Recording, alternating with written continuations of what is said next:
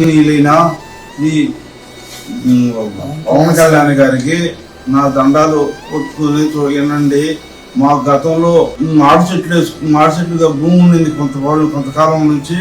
ఆ భూమి తయారు చేసుకోకుండానే ఏదో చెట్లు చేమలు వేసుకొని పెంచుకొని బతుకుతా ఉన్నాము. కానీ 15 ఏళ్ల నాడు వేసిన చెట్లను ఖచ్చితంగా జేసీపీలు పెట్టి తోపించిన వాళ్ళ పేర్లు చెప్పే తరికే తాటలేని నాగేంద్ర గారు, మైసూరుపల్లి పగడాల వెంకటేశయ్య గారు, చంద్రయ్య గారు, ఈ ప్రెసిడెంట్ గారికి కూడా అతుకుంటారు అనుకుంటానండి. ఎందుకంటే ఆడ అంత జరుగుతా ఉన్నా మేము పోయి చెప్పినా సరేలే చూద్దాం వచ్చాలే అని చెప్పా. నిందే గాని ఆడికి వచ్చి ఒక్కసారైనా తొంగి చూసింది లేదు, నన్ను ఒకసారి అడుగు పెట్టింది కాదు.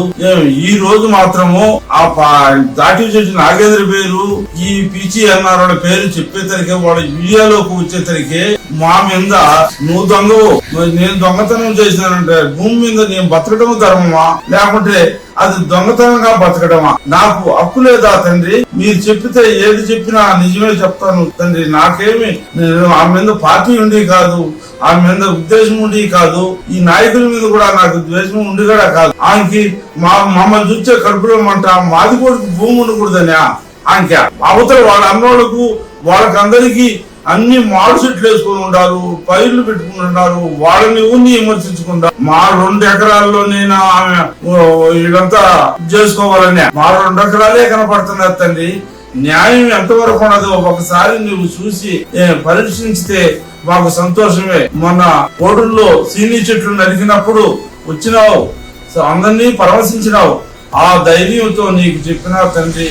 నేను ఇంక నాకు ఎవరు ఇక్కడ దిక్కేళ్ళు అయ్యా పవన్ కళ్యాణ్ అయ్యా, ఈ 2 ఎకరాలు మాడి చెట్లలో కాస్తా ఉన్నాయి తండ్రి. 15 ఏళ్ల నుంచి కాపెట్టుకొని వాటితో బతుకుతారు లేని అనుకుంటే తండ్రి, 3 వచ్చి తాత చెట్టు నాగేంద్ర, పిచి అన్నారు, పగడాల చంద్రయ్య, పగడాలు వెంకటేశు, ఈ సవితమ్మ తోటి ఉండదు అనుకుంటాను తండ్రి.